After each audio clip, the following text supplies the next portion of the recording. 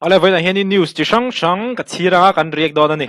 cyclone lo thleng tura sarkar in buat sai mi alo kha apoi pu alal zir liana MNF lampang en an ran tile top maya ti chunin ZPM hi min en chin mai ni lovin min en chi khle ani pute te marin ani pon ran tile top maya in khan le MNF in sarkar le nge yan tum le top mai na hepo politics tu game ani shel lo pon ni se police vote thak lo na mo phurtu ber chu ZPM ani tin congress in thun ron chule top maya mania dr Tetea'n press conference ani to a MNF lampang thule la kan hreto tuna congress lampang in ZPM anon be vele top mai ni o heta po ZPM in candidate tur an puang vele top mai ni hei kan news hi kan share phenga kan riek pheyang jun ni thum sang hi som ni palio voin hian in mizon hamruna chungin kho man nei ani chungin kho man nei na chuanin an PSC member puarlal zirliana ex minister chuanin thua soya cyclone thlipui le ruapui na satak lo thleng tur warning na satak kan dong lok veka DC in amhinga thu chua asiambak sarkar in buat sai mi alova apoi hle ani sarkar in buat sai tha se heti lutuk lo deuh hian kan tur long mo ti angai to thei ani hei chu atinge ZPM lampang han inron chan don hei an ron tiletlat mai heti anga ZPM lampang in ngoi reng chuan helama hianin hei mipui ril ruai thei kha aron om vele tlet mai boxia mizoram politics chu a boring man thlo lo ni ngai nom thring khop mai puzira chuanin leyam min na sa ti chu kan hreveka chu ti chungin hospital lian le poimo ama mai mar ni thin tuna ZMC ni ta kong aping reilu tukha poi hlea damlo tam tak omek na mun aizola tanga dam doile tul dang lak lu renga tul na mun khati taka unclear muang kha za thak kha aya rang khan a clear theiti a chiang ani sarkarin tlak le mi pui ngai sak tak tak kan nei lo ti a chiang le ti bok hei po tinge ZPM lam pa hai ron chan le dono hemi sarkarin tlak le mi pui ngai sak tak tak kan nei lo ti a chiang le ti hi chu ati mama deuh lek in ka hria chan chu nimilo ka po kan reka pumon pu pun te po in abial chunga X-ray call pathum attend page kum sang khat zakwa somriat pakhata tanga an lo man tran to te kha athara thlak turin X-ray call thar pathum noi ruk man theu a installation zo te nen khanin apea tizoni ZPM sarkar no hianin hlo hi sarkar na thokta hianin an lama thei boka he henin an loan rule te po puyangan civil score te po ti sanga chu wan chonin mi pui ngai sak tak tak kan nei lo ti hi chu adik chi lo dewem o ka ti ve mai ya pualal zirlian chuanin campaign lain sarkar sumpuk na satakin an soisela hi chu dikreng kan puk ve lawang an tia an sarkar an han sarkar ta a thlatin vaibel chetel an puka poisa puk chopin an nung tok tok ani hi central atanga sum soi chua pakhat ma am nei kan la hrelawa thlanga chung hian an noi hle ani hei hi chu an soi hi chu dik ve tho ZPM po an thlantlin ma an campaign laia anin soidanang le thlantlin an nin huwa an omdan hi inang lo tam tak chu om ve ni he hi chu achiang zep the ani lo amai ro chu hemi hi ani rol hen kan share tur chu ZPM mina an ron chom chho kha abei tham ve lu tu ka ni soitop chuan hi chu mi puin kan hrevek mi pui ril ru ngai to na seng pa ngai thei chuanin hemi chu kan hrevek chu wan chuan heta tak hi chuanin 50-50 thei ve ome home minister hlui chuanin thakhat chungin dan lawa bung rotol kan ti topang an te hei po he nya an soi ani in soi theina na heti yang te hi man chi ani lo ku watol po tun thlengin mi puin tlei wara duty nan la boi pui mek ani hi nya ku watol hi nga tinge mon le tro kan home minister po khan tang viewa kumin kum tir khanin thu te po kha a soi strong khop maya amaro chu a harani nge hei tun hi kan din mun chu nia police sang khat somli pasari line vote an thak theilo te kha poi hle a kum som home minister kan I chung khan heti hi voi khat ma thleng lo home minister lo ni to experience nei to in hei chu ron soya central lamin an ron dima na piang kan tingot ngai lo central chief minister IPS deu khera chief minister IPS central lau kan neya ramri hung chung chang apo kan du lo chief minister berin kan thu nei na pi lamani kan hnial theilo wangati vai ho thu om chief minister kan nei hi atha muan thak lo hle ti bokani puzira thu soi chu karinain a strong dai mai chu wan chonin ZPM lampang hi an ngoi le reng don nge heta an ron chang le tang hi kan lo thi ranga side A towa chuwan chuanin side B kan lo ngai chang dona ni side B le huna pe chuanin riek kan nuam le zual dona mo chuwan chuanin ZPM kan ngai chang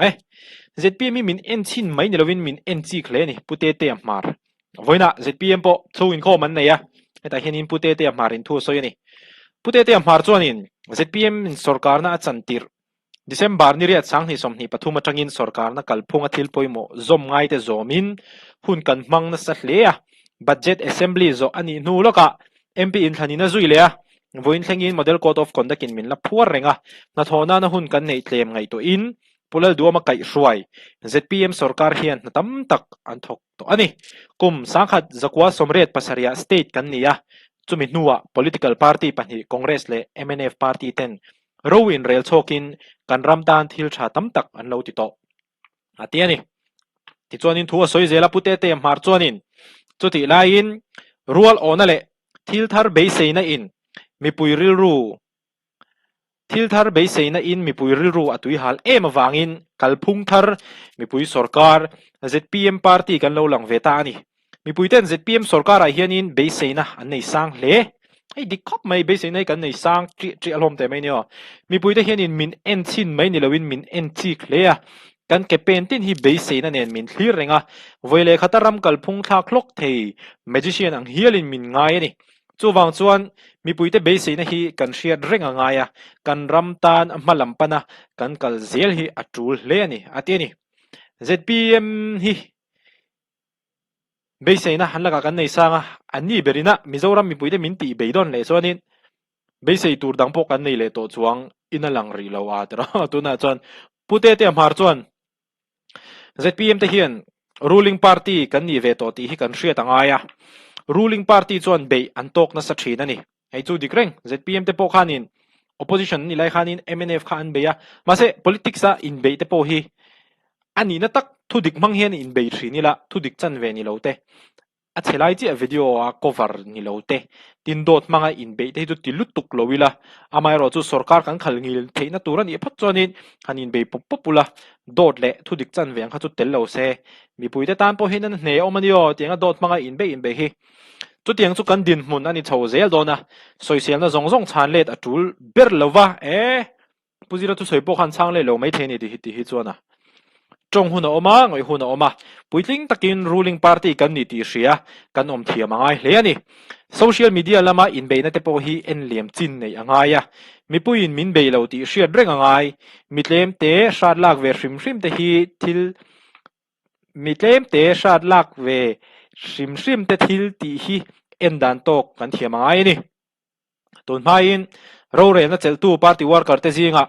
sarkar na thok lo vo duhtawk te po an om nin an soi thin ZPM te ro chuan nun zemoi tak kan choi nu ngaya ruling party ni kan thia mangai hle don ani hei chu dikve tho mai an be na zong kha an chan let kha chuanin distraction kha atam mai dona hei hi chu an fin thia mangai ve don khom mai ZPM lampang po minister putete chuanin politician te hian politics kan lu chan ai nang lo hlom viawa eng tak hinge kan politics khel chan ti hi mani in zot non fo turani in zo non fo turani mani tang ma hai nan ringot politics alut aom theia chutiang mi te chu ram than mo bo kan ni fo hi chu dik khop mai ZPM te ro chu kan in soyangin kan dang lam bik turani kan politics lu chan hi ram mangai wang ani turani atiani aka putete Hmar tu soyania hei chu nakina ZPM official channel a anron la po sang a video hi chu kan la react don ania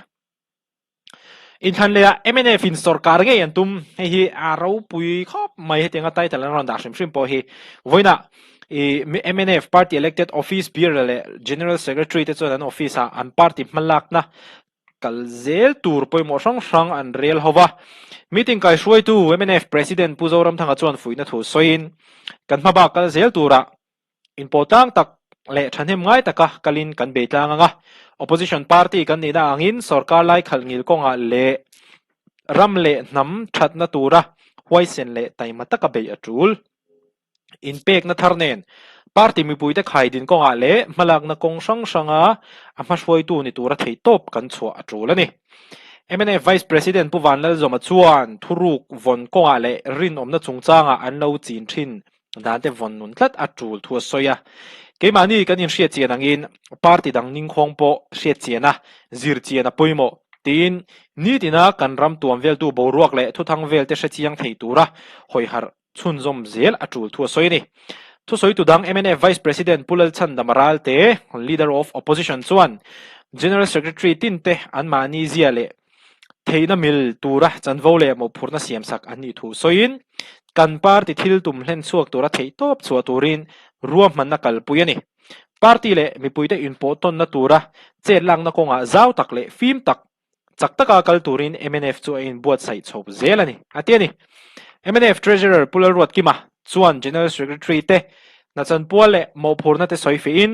department tin ten mani chan vo theu ne taka en kola kai ruaya poimo kil tin ten kan mazon theu su ko a thapui kan tho zela tul ti in party in pum khatna le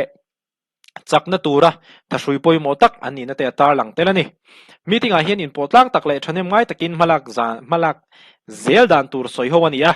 Mizoram MLA in thlan puilo om le tura sarkar na siam ngei tura thapui tho chua pui ani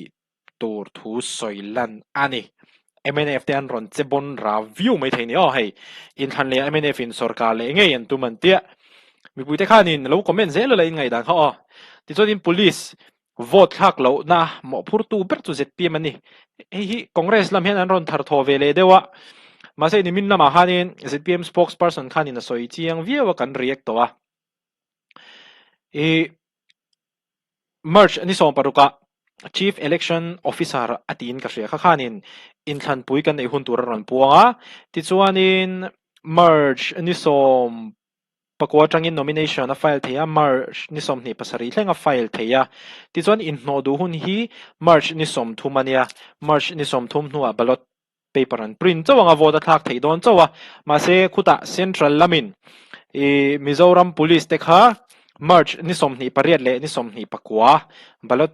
paper and print ma deuh khanin rel an ron ruam man saka an chhuak ta dei atiani a kha ZPM spokesperson thu chuan ita chu wang chuanin vote thak man ngai na om lawa tin an om huna tal vote thak turin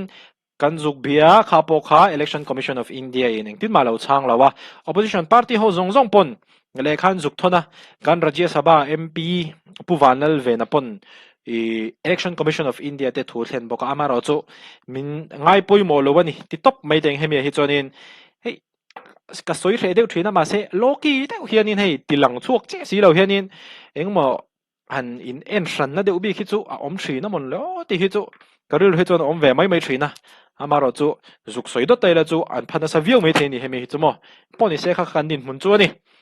ZPM in candidate turan puang le tareng meya hi nge om zi an ti chon by election nei ani dona AMC ward number som pakwana achan chu Miss Berilika MLA a thantlin ani to wang ani ti chuanin ZPM in candidate turan puanga hi ZPM candidate tur chu ani a mel hian en ula ti chuan Lok Sabha MP in thlantura po ZPM hianin an candidate turan puang ma saber ani purichia ani han puang ma sabera rin lo deuh han beina haron tok ta vak maya enge tunan candidate hi a an don rin lo lama ta hianin beina haron tok la gem tikha an lo ngai chang lenga amaro chu beina turwa ko omlo mel ka tia achan chu ZPM candidate Dr. Simal Som Tluangi ania ala thalaya kumsang khat zakwa som sari pakwa pianga kumsang ni som pakhat khanin Nehu Department of Zoology in hoya PhD degree zova kumsang ni som pali tanga sang ni som paruk 14 15 16 kumthum chung air or DST Department of Science and Technology Government of India hoya women scientists ina thokani ti chuan in 2018 na tanga 2021 chung khanin research associate in athokle boka MC war 19 a hen tlang nuam veng thar kulikon mel thum hlim en le sai khama kon te an omani hemi women scientist kan soilo kanga women scientist ni hi ahar khop maya Mizoram po PhD nei tam tak mei chen om to ni chung zinga women scientist ni thei chu Thlem te ani Thlem te tak chir tham lek tak hin ani women scientist ni tur phei chuanin an project khoi tur proposal kha an ma ni nan submit angaya an pute pon an en pui thawa ma se abul tum tu le a in sukwat tu tur chu an ma ni ania proposal han submit a scientist thiam tak khan in an proposal submit khan lo en le a eng ang mi nge ani enge academic background a PhD a enge ati mo ti chuan ama hi mirin tla kan yem a proposal ron siamang hi aron soi ang hianin a thok zo theiangem a poisa a budget tianga aron ti tehi e belchian adole ma tak tak ani em a khatiang zong zong kha kil tin atang han lo en dikani chung zinga chuanin women scientist India ram pumpui a proposal India ram pumpui atangin proposal an submit thina chu zinga than chua thei ni chu aro pui lu tukani Dr. Simal som tuang ipo he athiam na te Mizoram tan amang tangkai theidon nin alanga hei hi ZPM candidate B kani party dang hianin candidate an ron puang le anga ZPM candidate ai po hianin an thiam na lama te po an na sang jok thei tho ka chu nakina e an ron puanga kan riak chho zel lo ania khang te khani vo in news tu ro pui hlom khop mai cyclone lo thleng tura sarkar in buat sei miah lo kha poi ZPM hian min ZPM hi min en chin mai ni lovin min en chi khle ani ti te in khan le MNF in sarkar nge an tum ti te police vote thak lo na mo phurtu chu ZPM ani congress in ron bele top man ni po ti chuanin ZPM candidate na po khang te kha mi pui kha nge ngai dan ron comment te u an thu soi te kan riek dan te ngai dan hi ai inang vek lo thina hei chu ka hre thiam ani ti chuan politics a hi chuanin nia in be tur ma se thu dik chan vele do thi tel lo se do ta in be hi tu party poni ro se ZPM ni emo MNF ni emo congress ni emo BJP ni emo AAP ni emo do ta in be hi le thu dik chan ve in be hi mi puin kan hne ma se thu dik tak manga in be don i phat chuanin borok vo tu po kan lo tang mayang chu tiang tur chu ni video le kan in mole theu don yo